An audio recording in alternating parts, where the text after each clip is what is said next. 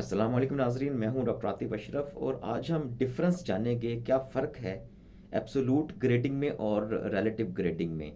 आप अक्सर ये टर्म सुनते रहते होंगे कि एब्सोलूट ग्रेडिंग जो होती है, जैसे आप अगर आपने मैट्रिक किया है, आपने इंटर किया है, तो जो पाकिस्तान का तालीमी निज़ाम है ये एब्सोलूट ग्रेडिंग पे चलता है। जो होती ये है कि एक फ़िक्स्ड स्टैंडर्ड होता है नंबरों का, जिसके ऊपर आप पास फेल या आपके ग्रेड्स डिफाइन होते हैं। फ़र्ज़ करें, लेट्स सपोज 86 से लेके 100 तक जिनके मार्क्स हैं वो सब ए ग्रेड में जाएंगे। 84 से 86 जिनके मार्क्स हैं वो ए माइनस में जाएंगे। इस तरह जैसे जैसे मार्क्स पीछे आते जाएंगे वैसे वैसे आपके ग्रेड्स एक ख़ास सेट स्टैंडर्ड के तहत डिफाइन होते हैं। इसे कहते हैं एब्सोलूट ग्रेडिंग, जो ओवरऑल पाकिस्तान में आप देखते हैं कि ये एप्लीकेबल है।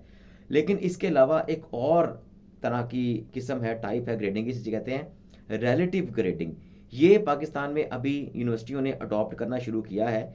ये बेसिकली ये आपको किसी एक सेट स्टैंडर्ड पे आपकी ग्रेडिंग असेस नहीं करता, बल्कि ये कंपटीशन बनाता है कि क्लास के अंदर जितने भी स्टूडेंट्स हैं उनकी परफॉर्मेंस की बेस के ऊपर रिलेटिव ग्रेडिंग, सबके ग्रेड जो है वो डिफाइन होती है। फर्ज करें, अगर एक क्लास के अंदर एक हाईएस्ट मार्क्स हैं लेट्स सपोज 86 और लोएस्ट मार्क्स हैं लेट्स सपोज 69, तो इन हाईएस्ट और लोएस्ट मार्क्स की बेस के ऊपर बीच वाले तमाम स्टूडेंट्स के जो है वो ग्रेड्स असाइन हो जाएंगे। हो सकता है कि 80 वाला ए ले जाए, हो सकता है कि 75 वाला सी ले जाए। ये इनके जो स्टूडेंट्स की आपस में जो रिलेटिव ग्रेडिंग है, उनकी आपस में जो परफॉर्मेंस होती है, नंबर होते हैं, उसकी बेस के ऊपर ही फैसला किया जाता है। तो इससे फ़र्क क्या पड़ता है, कौन सी ग्रेडिंग बेहतर है, कौन सी नहीं बेहतर, और क्या पाकिस्तान का जो तालीमी निज़ाम है वो क्या रिलेटिव ग्रेडिंग उसमें हो सकती है कि नहीं हो सकती। इसके लिए दोनों तरफ की बहुत सारी लोगों ने बहसें की हैं, डिबेट्स हुई हैं। तो जो जिसके प्रोज हैं इसके एब्सोलूट ग्रेडिंग है, वो ये कहते हैं, जो इसको सपोर्ट करते हैं, वो कहते हैं कि इसमें जो स्टूडेंट की अपनी अचीवमेंट है वो असेस होती है। एक स्टूडेंट है, उसने जितना पढ़ा, जितने उसने मेहनत की, उसके नंबर उसकी मेहनत के मुताबिक उसको ग्रेड मिलेगा।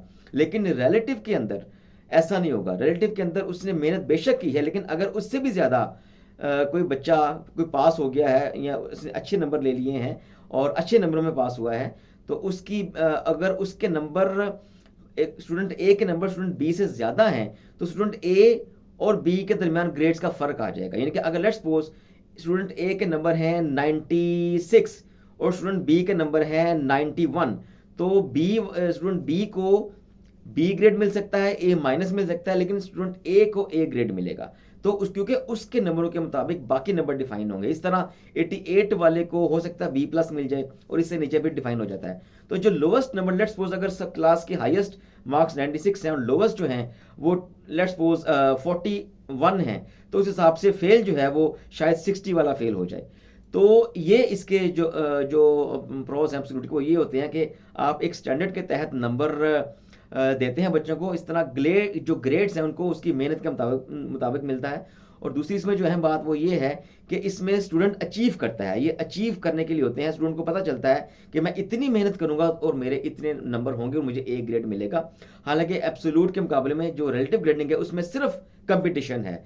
उसमें क्लास के स्टूडेंट्स का आपस में कंपटीशन ये डिफाइन करता है कि कौन, उसमें अचीवमेंट ज़्यादा मैटर नहीं करती कि आपने अचीव क्या किया है, लर्न क्या किया है, बल्कि आपने कितना अच्छा compete किया है। तो जो इसके एब्सोलूट ग्रेडिंग के सपोर्टर्स हैं वो ये कहते हैं कि ये जो रिलेटिव ग्रेडिंग है ये कंपटीशन की एक अनहेल्दी एटमॉस्फेयर पैदा करती है। और इसके बाद होता क्या है कि बच्चे कंपटीशन में कुछ उस तरह से लर्न नहीं कर पाते जो उनकी अचीवमेंट के लिए ज़रूरी है। लेट्स सपोज इसके अंदर अगर आप बच्चे कंपटीशन में लग जाएंगे तो हर बच्चा दूसरे बच्चे से ज़्यादा नंबर लेने की कोशिश करेगा, ग्रेड्स लेने की कोशिश करेगा, और ग्रेड्स की रेस में लर्निंग पीछे रह जाएगी।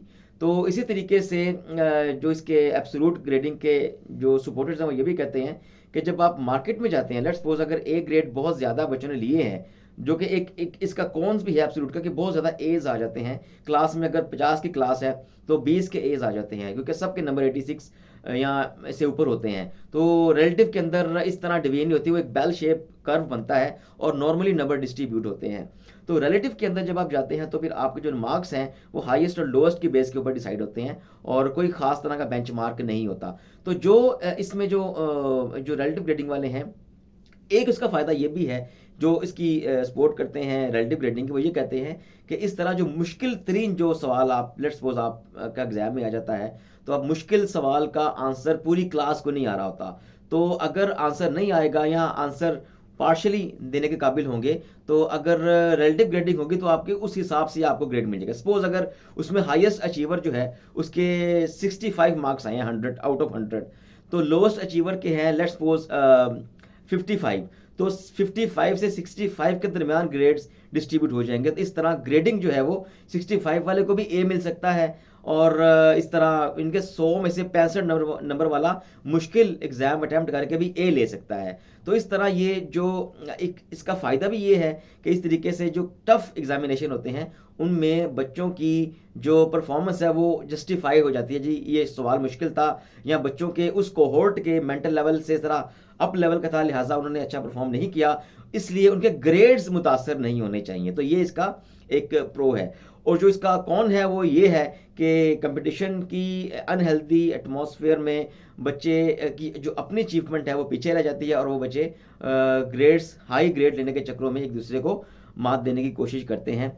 और पाकिस्तान के अंदर कुछ तालीमी निज़ामों में दोनों ग्रेड जो हैं वो अप्लाई होते हैं, जहाँ ज़रूरत पड़े, जहाँ पे मकसद ऑब्जेक्टिव कंपटीशन हो बच्चों में, कोहोर्ट में से बेस्ट ऑफ द बेस्ट बच्चे चूज़ करने हो, तब आप एब्सोल्यूट की बजाय रिलेटिव ग्रेडिंग में जाते हैं। और अगर आपको लगे कि बच्चों ने कुछ अचीव करना है और उनको मार्केट में ले जाके इन्होंने अपनी कुछ स्किल की बेस के ऊपर आगे अपना करियर बनाना है, तो इसको फोकस जो होना चाहिए फिर वो एब्सोल्यूट पे होता है कि अगर आप ये ख़ास तरह का बेंचमार्क अचीव करेंगे, अगर आप 90 के करीब मार्क्स लेंगे, अगर आप 100 में से लेट्स सपोज 90 अबव या 86 से ऊपर नंबर लेंगे, तब आपकी जो है ना वो अचीवमेंट को हम कंसिडर करेंगे, तब आप मेरिट के ऊपर आएंगे। तो बेसिकली जिस तरह आप देखते हैं कि हर चीज़ में पाकिस्तान के अंदर एक ख़ास तरह का मेरिट होता है, मेडिकल का मेरिट है, इंजीनियरिंग का मेरिट है, तो सारा मेरिट एब्सोल्यूट एक ख़ास स्टैंडर्ड के ऊपर होता है। उसके बाद जो रिलेटिव ग्रेडिंग है बाद में आपके सेमेस्टर सिस्टम में बीएस लेवल पे, एमएस लेवल के ऊपर जहाँ क्लास ज़्यादा हो, नंबर ऑफ क्लासेस,